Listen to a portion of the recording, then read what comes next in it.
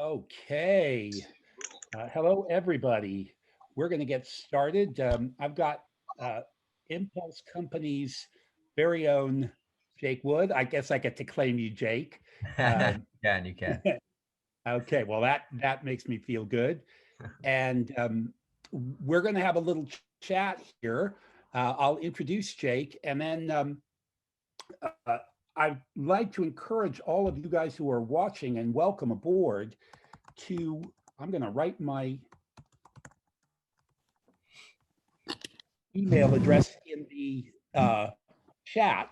If you want to ask Jake a question afterwards, um, we can handle that by email. So just send an email in with your question, and we'll go ahead and get Jake uh, as many questions as we can for you and answer all your questions.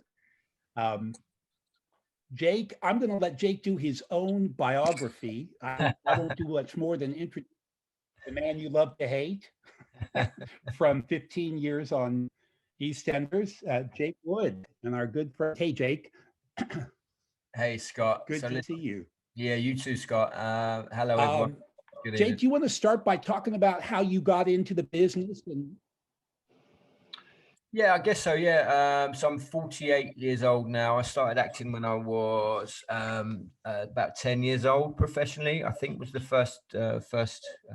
my first job, my first professional job. Um, I guess, yeah, I should start. Let me start previous to that. We were moving around London, and then we settled in Islington in North London when I was about 8 or 9. And my parents became aware of an acting school around the corner, who's like about 4 streets away, called the Anna Shear Theatre. And anyone who knows anything about Anna Shear, she's been teaching since the 1970s. And an amazing, dynamic Jewish, Lithuanian, half Irish, half Lithuanian, little dynamo of a woman who started a theatre in Islington to really just get kids off the streets. Islington was quite rough going back in the late 60s, early 70s, and she could see that there wasn't much provision for them. So she got all the kids in, and her whole thing was improvisation, and just taking what the kids had and enhancing them, I suppose, enhancing their natural, if they had any natural talent or not, and developing these good little humans. So it was an open door policy. I went there at the age of 10, loved it. I'd done a little bit of acting previous to that at primary school. And after about 4 months, we used to get directors and producers come there all the time to look at kids for various TV projects. I managed to, or I got a part in a TV drama, a police drama. That was like about 2 or 3 weeks work.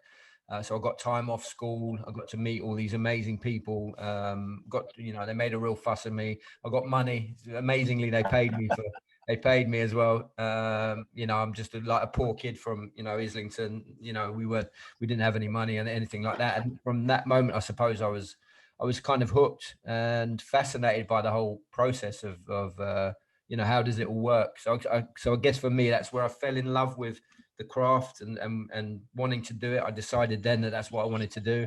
And then it was just a process of, always went to normal school or just regular school. Anna Shears was twice a week, I think, after school, like an hour and a half class. I think it was like 10p in those days.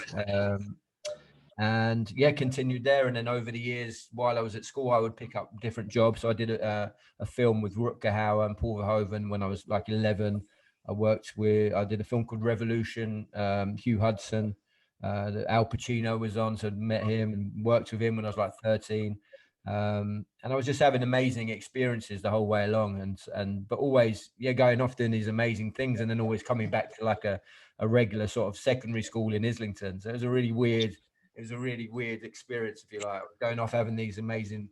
I was going to, Hollywood and friends in LA, Jennifer Jason Leigh, staying over there with her when I was a kid, and then coming back to just a regular school with these kids who, hadn't left school. So it was a really weird but amazing time. Amazing how time. did you keep your head about you, with all that? Kind of, it would be very easy for particularly a child to fall off and lose themselves in that experience. I had good parents, Scott. Kept me grounded, and I think Anna Shear, a big part of her thing was staying grounded, and you know, she would talk to us about that a lot, about, you know, you're very lucky to go off and do these things, but, you know, you mustn't show off about it to the other kids at, you know, the other kids that were there, or kids at school. So it's kind of drummed into us from an early age. And her thing was, you know, the fact that kids were there and they went off on to work professionally, for her was a sort of, it wasn't really her drive. Her drive was more about creating sort of young individuals and full human beings. And yeah, she was, you know, that was her drive really. So all the other stuff, the professional stuff, the kids that went on to work professionally, and there were a few of us.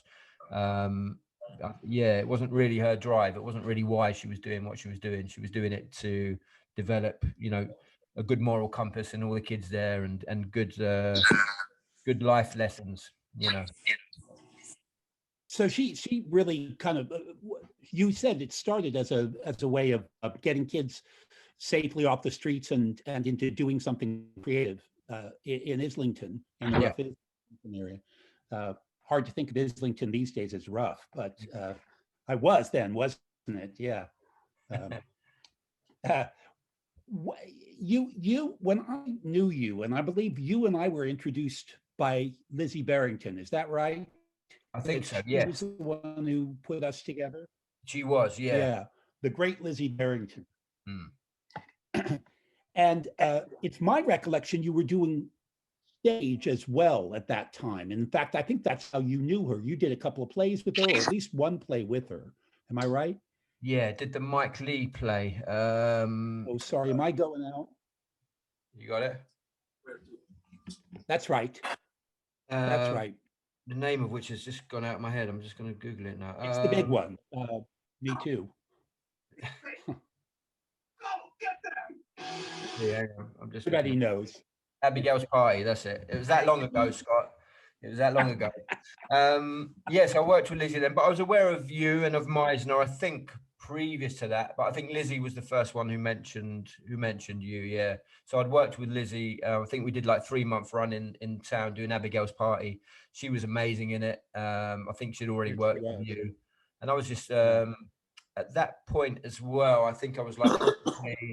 So I'd been working professionally probably 20 years by that point. And I kind of felt like I had got to a point where, yeah, I wasn't sure if I had any technique as such. I think the kids that come out of Anishir are naturally very talented, and you know, if you've got a natural talent, you'll go on to work. And I was doing all this work, you know, as I say, over the years.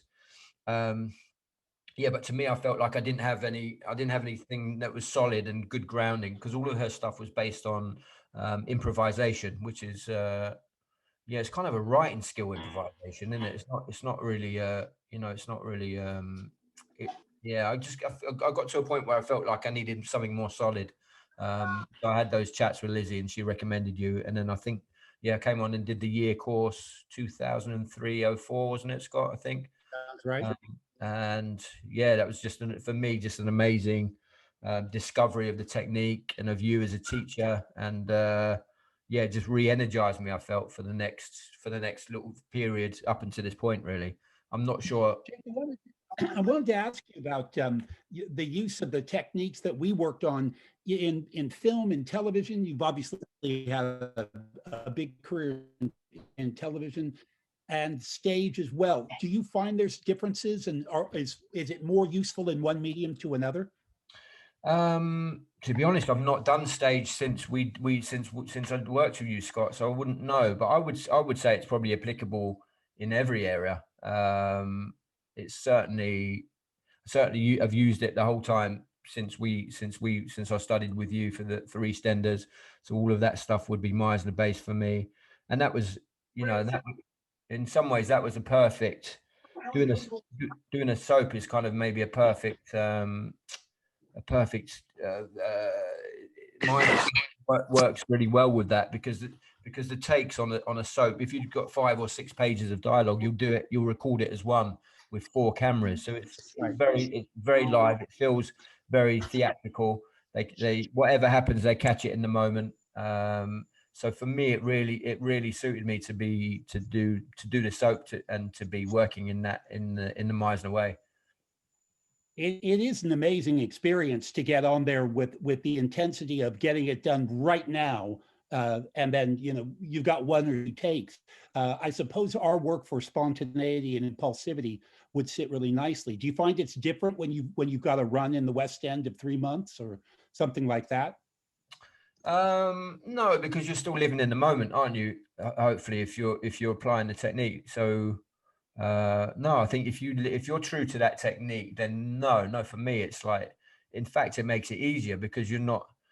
I think previous to working with you, if I'd worked before, you would have, you'd have rehearsals for a play, and then you would have some idea of what what you were going to do. And I think sometimes the danger is those decisions and everything, they get stuck, don't they? So for me, sometimes, because I did a year at the National, and I worked at the Royal Court, and done long runs of plays. And I think before Meisner, I think I really struggled. Like you would get to a point maybe 3 or 4 weeks in, and you felt like you'd done it, and and everything you were doing was the same. So there was no, yeah, it just didn't feel very alive. It just felt like you were going out to do the same thing that you knew what was going to happen. So, but I think with the technique, there would be a structure and an idea of how you wanted to play it, and how it would live truthfully within the story.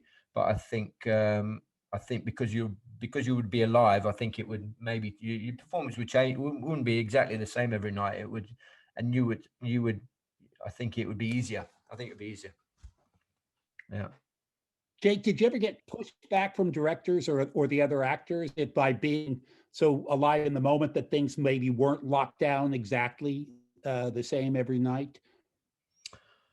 Yeah, I mean that's one of the challenges, isn't it, of kind of protecting what you do, and you're not being affected by anyone else, because of course everyone works in different ways. So the reality is, when you go out and you start working, there'll be other actors. Like I had some actors on the EastEnders that would, before each take, tell me exactly what they were going to do. I'm going to I'm going to, I'm going to touch your arm on that line, and then I'm going to, then I'm going to sort of do this, and they had sort of planned it out, but again, that's fine. I think that Meisner gives you the freedom, doesn't it, to be able to say, look, I really don't care what you do. Like, you can do whatever you want. It's fine. I don't need to know what you're doing. It's fine. But I think they needed to be very, very controlled. So yeah, a lot of actors work like that. To be fair, a lot of the directors were very generous on EastEnders, and would let you go. You've been there, and you've been there for some years, and you knew the character, and you knew what the situation was. So in that sense, it's quite easy to do a soap in some ways, because all of that prep, you've been living it for, by the time you're like a year in or 2 years in, you've been living with that character. You kind of know, you know all that stuff, the background, the history, you might not necessarily know where it's going, because there's not that story arc, because it's sort of continuous. But Meisner as well helped me in that, because then you were always in the moment anyway. So it didn't matter what was happening next week or the week after or the week or 6 months down the line. Often they would storyline stuff a year, or you might have some idea of where it was going, but each week was, you just had to sort of be in that moment, I suppose, on that thing. So that helped. That really helped. That the technique there. The hours must be killing. How did you find managing your energy for all that? Yeah, so sleep every day. Like the hours are probably 7 a.m. till 6:30, 8 p.m. You probably do 6 days a week, and actually, like on when you're really busy there, I actually counted the pages of how many script pages I was doing. I think the most I did in a week was 140 pages. Oh, Uh, wow. and but you could be doing that week in, week out. So you just get very good at learning. You get very good at learning scripts. Right in that shallow part of your brain where you're going to be useful there and never Yeah, remember it again. yeah. So Jake, yeah. this gives me a chance to publicly apologize to you because a long time ago, right in the middle of your run in EastEnders, you got in touch with me and you said, "Hey, I just once in a blue moon, I've got this coming Friday off. Are you going to be doing a drop-in? And I said, yeah, I can't wait to see you. And for some reason, I do not remember now, we canceled it and Yeah. nobody got in touch with you to say, and the one time I could have Yeah. gotten you out of your 140 pages in a week, I wasn't there and I didn't see you. So Oh, you have a bless you. free drop-in coming up. Oh, great. I'm pleased. I'm going to take you up on that as well, Scott. All righty. You know, I have this memory of when we were working together, you took a chunk of time out. We've subsequent when we work together, we've moved to a modular training where we don't ask people to commit a year. We do it in 3 modules, which makes it a lot more flexible. And you were one of the reasons for that, Jake, because you told me a story about you did a movie with Martin Landau, the great Martin Landau. And you told me that you got that gig without even an audition, but just with an interview. Did you find that you were at that point in your career, you were getting things on the basis of an interview, or that seemed to me unusual at the time? Yeah, I think it was unusual, but I think it says more about the guy that cast me than I think anything to do with me. That was a guy called John Daly who worked very close. He produced Terminator, and he's just got an amazing story. A British guy. He's passed now, but yeah, what a character, huge character. Yeah, he was a huge character. Yeah, I literally had about a 10-minute chat with him, and he said, "Right, that's it. You're doing it. I want you in the movie." Yeah, it's mad. It's crazy, but I think it says more about. For more directors like that, don't you think? People who just have the confidence of their own judgment. I think so. Yeah, I think so. I think if you can see someone's CV and they've got a big body of work there, yeah, and you meet them and you think they can do the role. Yeah, I think certainly. I think a lot of things are overproduced, aren't they? And there's, especially now with self-taping and putting, not even meeting anyone. I mean, that's all kind of new to me. So I'm kind of, I left Eastenders in December, so I'm kind of learning as well. But there's great freedom in that. I think in some ways, as a performer, you can retake. You can, you can really work on it on your own. There's not the nervousness of going into a room and meeting someone. There are benefits, but I think the downside is that there's not that collaboration or that communication. You're taking a stab at what they want, and they want to, and I think a lot of them want to see what they want, immediately, don't they? And I think for me, that undermines the craft of acting, doesn't it? You should be able to go into a room and give one read, and if it's not what they want, they should be able to say to you, "Oh no, can you do it a bit more, in a different way?" And then you should, you should be able to have that opportunity. So that was an unusual situation to get that job like that, and I think, I'm not sure it happens very often. If I'm very honest, I think that's probably the only time that's ever happened to me. Yeah, I was struck at the time, and I remember you had to take like 6 weeks away to go out and do that, and it felt like a real loss in our group that you were gone there. But then you came back and you just ran right with it. So nothing wrong in the world with getting work done. I always felt when I studied with Meisner, he was insistent that nobody work outside of school, and I never made any sense to me. How can that damage you? It's only going to be good, isn't it? But we did miss you during that time. So you were better way to offer our work. I want to give a little bit of time for people to ask you questions and write in. So I've just put my email address in the chat. If you would like to ask a question, shoot me an email and I'd happily pass it along to Jake. And while they're doing that, Jake, maybe you and I could talk a little bit about both your future and what you think is the next stage based on your career arc for the industry as we come out of this time of closure. I think it's going to take some time to get back on its feet. I know things are happening, but yeah. So honestly, I wouldn't like to double guess where it's going. I think Netflix and all the streaming devices are very exciting. when I started on EastEnders 15 years ago, they weren't such a major thing, but I think they have, they have such worldwide exposure now, don't they? If you're on something on Netflix, for example, and you can literally overnight, you probably, if you're great performance in the right thing, that I think that could carry you through a career quite easily now. Just the speed of it, the speed at which people are discovered and I think that's a whole new world to me. So I think it's definitely. Are you, do you, yeah, I mean, well, the other big thing about Netflix and Amazon and Hulu and all the other, Apple, all the other people who are creating product is they seem to have an endless supply of money. So things happen very fast. Yeah. And you can get a project together. You told me you're doing some writing now and have some projects you're going to put out there. Is that a future for you? Yeah, I think so. I'm not sure. Yeah, it's something I'm definitely interested in.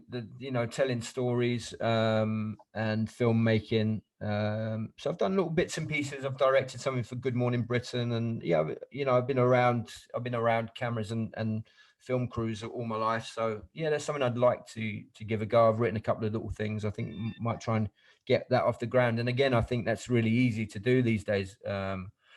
Cost wise, it's I don't think it's prohibitive. I think, and you can find an audience, I think. So I think it's like anything, innit? I think as long as you're enjoying what you're doing and you love to do it, I think that should always be the main drive, innit? I don't think, fame, success, money, they're all sort of byproducts of doing your job well, aren't they? Hopefully. And for me, it's always, the process is always more enjoyable than the end product, I think, always try and enjoy what you're doing. So yeah, I'll always try and find new things to have a go. I like challenges.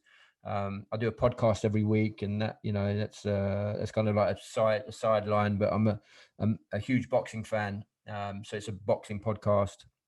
And again, it's just a passion of mine. I love doing that.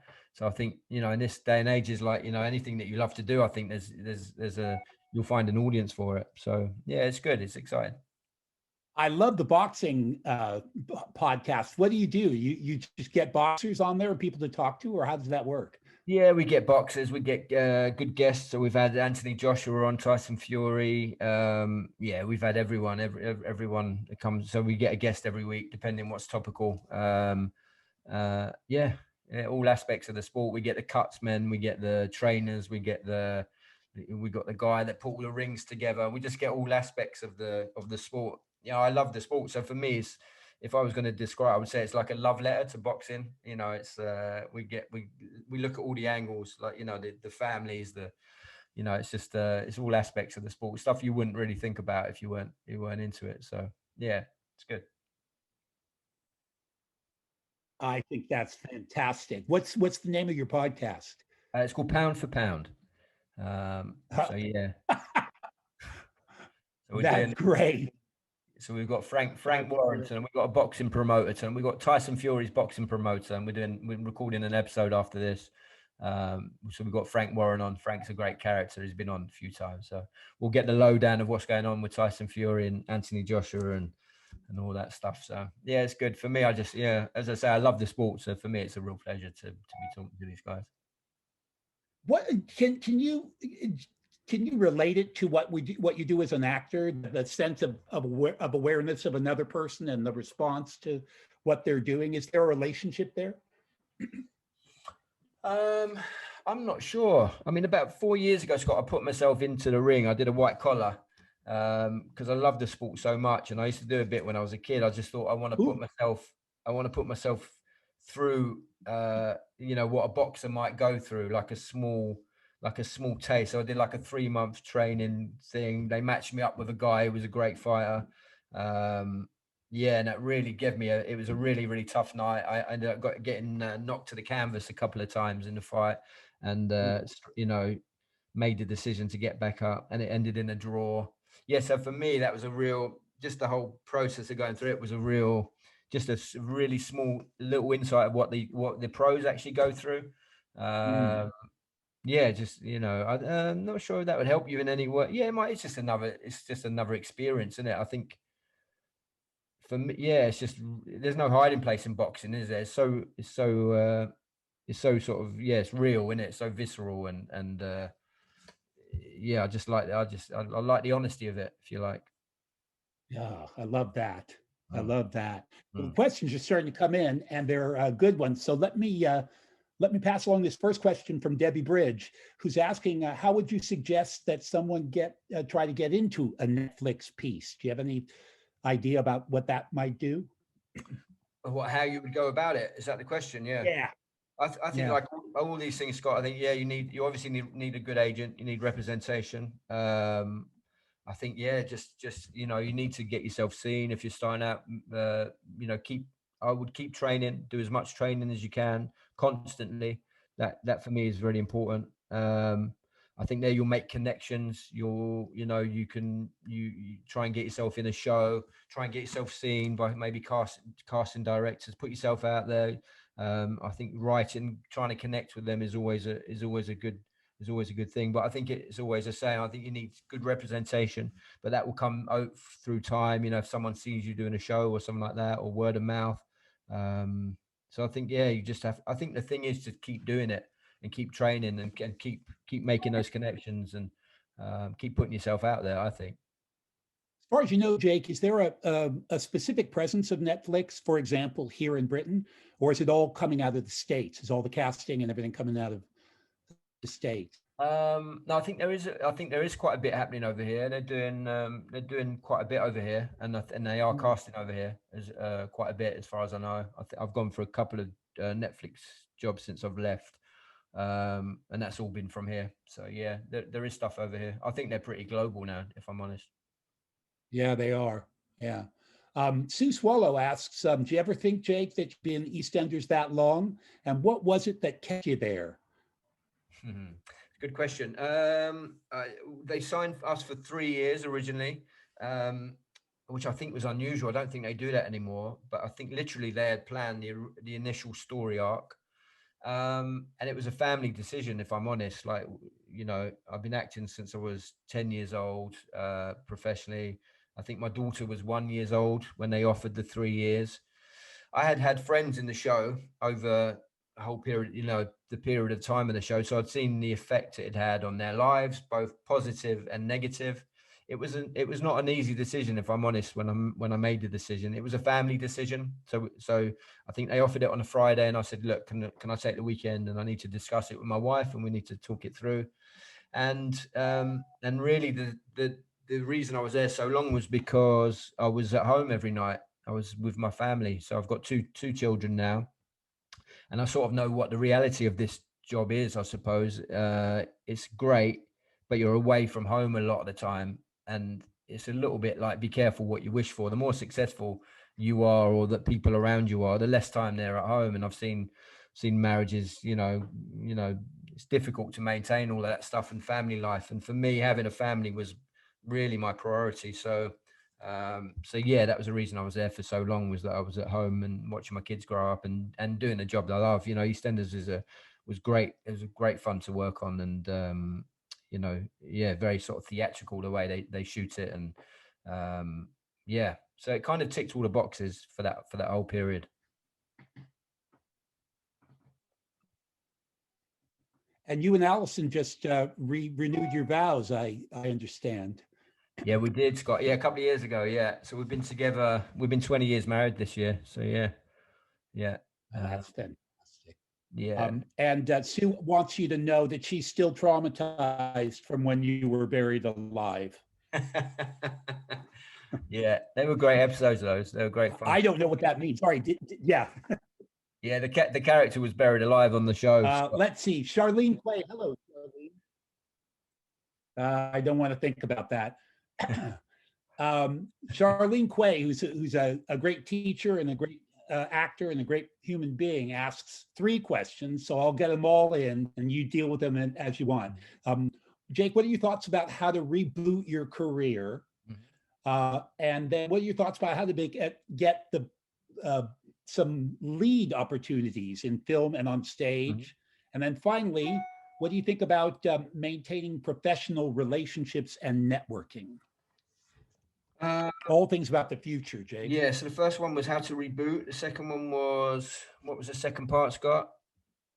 Was to get more lead opportunities. Yeah, and then networking. and networking and relationships. Yeah.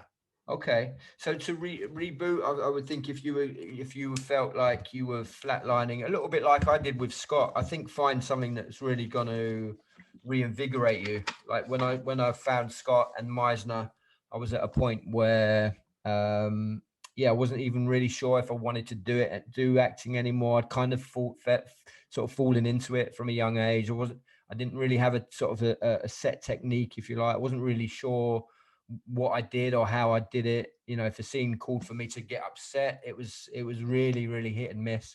And I think Meisner I always remember you saying, Scott, that Meisner allowed the opportunity for lightning to strike, and often. It's always struck, you know, it's always I've always remembered that, and it's really true. You know, it allows for those, you know, for that emotion to hit, or for you know, for any, it just opens the door, doesn't it, in so many places. And Meisner did that for me. So if you're talking about a reboot, like Meisner and you in particular, Scott, your teaching really rebooted me in my career and gave me energy and desire to want to go forward. So I would say just find that in your own life. Find find a great teacher.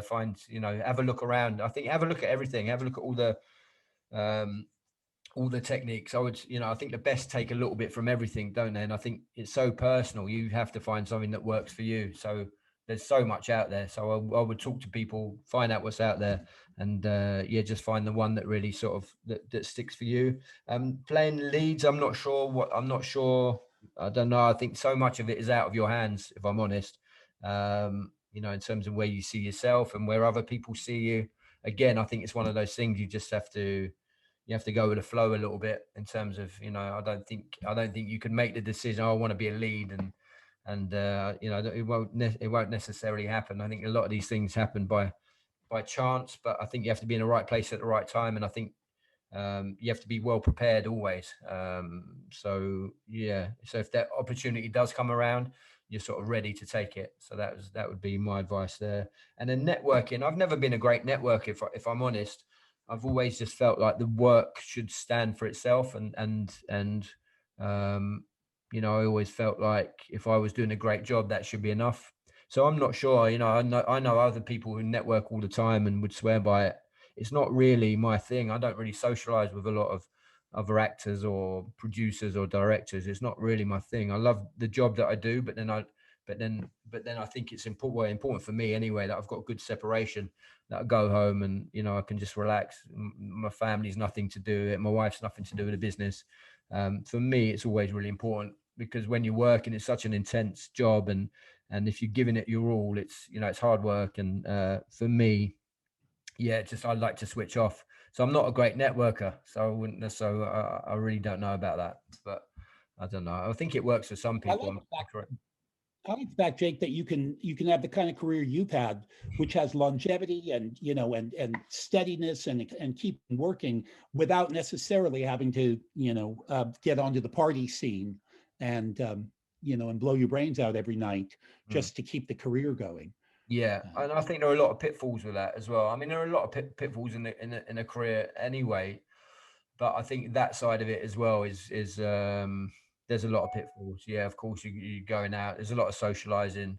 Um, you know, I've seen it over the years. Friends of mine drink and drugs and fall by the wayside. Hugely talented people who just haven't, you know, haven't got it together anymore. So I think you have to be very careful. It's like I think it's a privilege to do this job, and I think there are huge highs, and you know, and maybe on the flip side, sort of lows that go with it as well. But it's all part of it. I think you try and keep it all in balance. I think don't get too carried away when you're riding high, and then, you know, if things aren't happening, don't get too despondent. You know, something's always around the corner, and um, you know, it's just one of those things. And I think if you do something that you love to do, I think you have to try and stay level throughout it all. And then when you are working and doing it, it's there's no better job in the world. But I think with that comes the ups and downs. I think you have to you have to find a stability away from it. That for me anyway. That's like for me, family and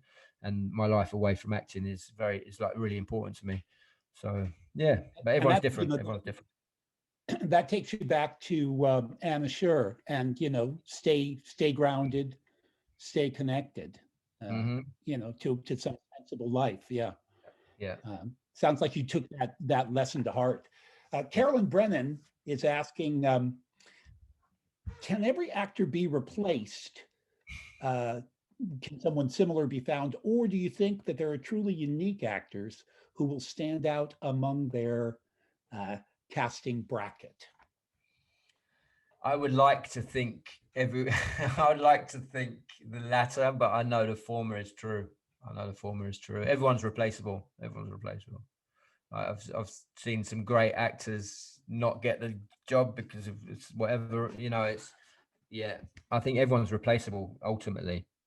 So a lot of jobs are just, I think, down to luck. I don't think they're down to you specifically, like in terms of your talent and stuff like that. It might be whoever they've cast against you is a different look, or so, or they've already cast the mum, and you look nothing like her, or there is just so many variables, and a lot of them don't come down to talent. I mean, for me, like to even be considered for roles is kind of you're in the arena, aren't you? It's like you can do the job if you're getting seen for stuff, and the rest of it is just whether you're right for it, or whether there's a connection, or whether they've seen what they want to see. So yeah, but I do believe everyone's like there are so many actors out there, so many great actors, and yeah, I think you have to accept when they make decisions that go against you. It's not always personal. It's just it's just how they want to go with it. Yeah, in fact, I go further and suggest it's rarely personal. It's always about a bigger picture, and you shouldn't take it personally Yeah, when that and, happens. and again, I Which think. leads, Oh, go on. yeah, Sorry. Go. no, you go. I was just going to the fact that you're. I think the fact that you're in the room and getting seen is enough. That it should be enough validation for you, and then from that point you just have to just give it your best shot. In anything you do anyway, and what will be will be. So while we're on the subject of auditions, Gina Jones asks, let's see, we've spoken in class about being memorable in an audition. Mhm. And she feels she doesn't have the confidence to do this. Do you do something, Jake, to be memorable at an audition, and does it pay off? No, it's nothing. That's nothing I've ever thought of. For me, it's always been about the performance and the craft and being able to do what you do. So yeah, hopefully that will make you stand out, won't it? If you learn your craft and really study it and invest in what you're doing, hopefully that will make you stand out for me. So yeah, I've never even thought about that. What can I do to make an impression? Or because I've always thought hopefully the work in itself and what you do and would be enough. So I think that's for me what I've always invested in. I've always invested in doing the work and trying to always improve what I do, and always trying to push the boundaries and explore the craft of the acting, because for me that's where it begins and ends, I think, for me anyway. Um, John Bard's asking a question. He says that he was nearly 50 when he started in the profession, Oh. uh, and um, and he's. John. I'm going to slightly paraphrase your question, which is a good one, because you talk about self tapes and any advice to make those self tapes count. Um, I want to broaden it out, Jake, to see if you think, here you are. I'm sorry to date you, but here you are putting very much that number up on the board coming up, Mhm. and wonder what you're thinking about for the next stage in your career. I don't know, Scott. Just whatever. I think it's quite exciting, isn't it? It's exciting to be older. I think there's some great roles out there. Yeah, it's nothing that worries me. So I'm just excited about the next stage. Obviously, I've come out of Eastenders 15 years. Um, I kind of knew when I went in that it might affect you work-wise coming out. I've already been in the business a long time to know the reality of that. I guess I'll find that out now in the next few years. But again, yeah, that's so much out of my hands. There's nothing I can control. So, and again, I think it's really hard to to plan a career. Like, even really, really successful actors that I've known and that I've worked with, I don't think there's any planning that goes into it. I think it's all just, a great role comes along, or, and then it sort of leads to other stuff. But, I don't think you can plan in this business. I think you just have to, you just fire ahead. And again, for me, it just always comes down to technique in it, and working at your craft and being good at what you do, and then things will come from there, I think.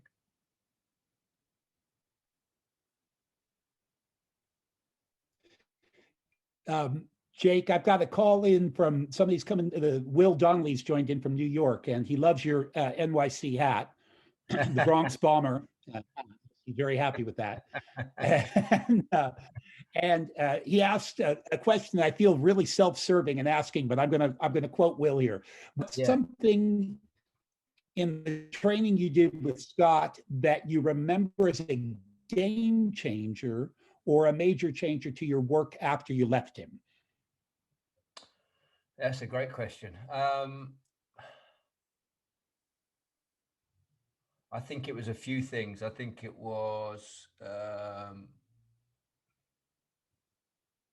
prep. I've always come back to preparation, emotional prep.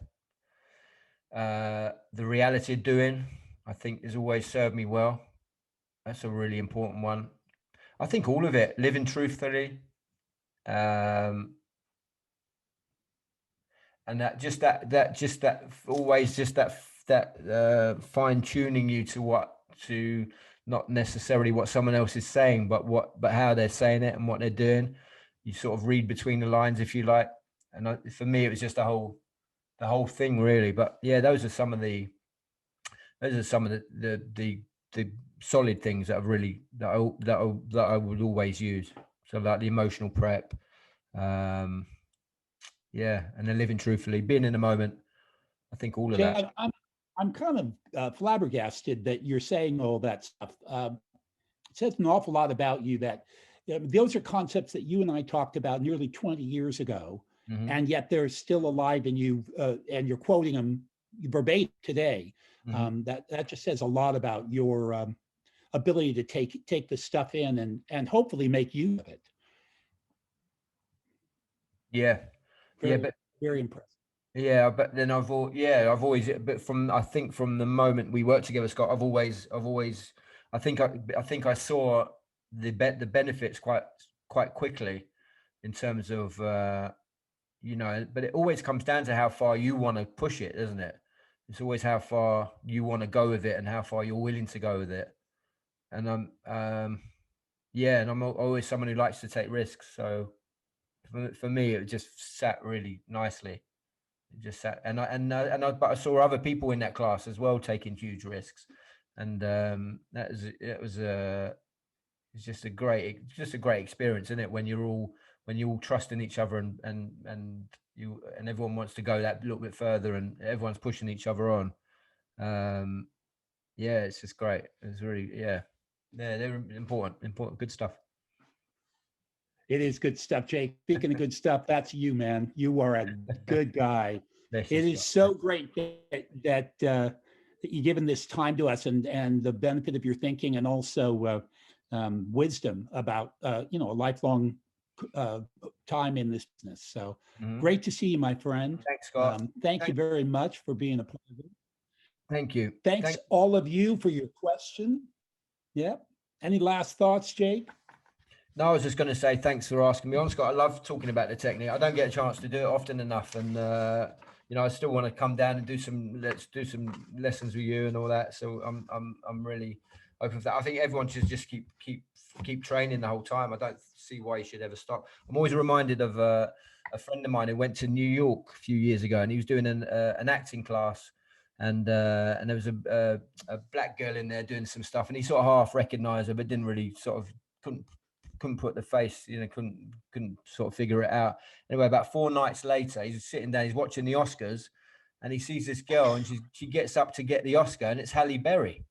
And he was like, Jesus Christ! Like I was in an acting class with her like 4 days ago, and that for me is sort of that's really stuck with me. Like that work ethic is so important. I think wherever you get to, like, you should always just come down to your craft and you know how important that is. So no, it's good. Thanks for having me on. That is an awesome story to end it. Thanks, Jake. Thanks, everybody. Yeah. Good night to everybody. Thanks, Scott. Speak soon. All right. Be well. Take care.